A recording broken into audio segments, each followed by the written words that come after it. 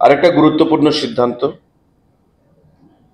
necessary approval towards filling up of an additional 916 vacant post of constable, man and woman in Tripura Police through direct recruitment.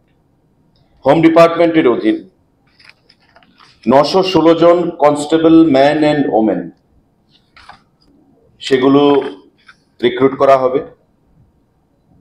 ইতিমধ্যে আমাদের 1000 constable যাদের পরীক্ষা হয়েছিল সেগুলো প্রায় তৈরি আছে।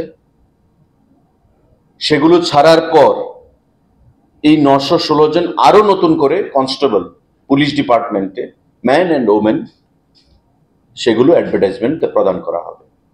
অর্থাৎ প্রায় 2000 কনস্টেবল সেখানে নিয়োগ হচ্ছে হোম ডিপার্টমেন্টের অধীনে।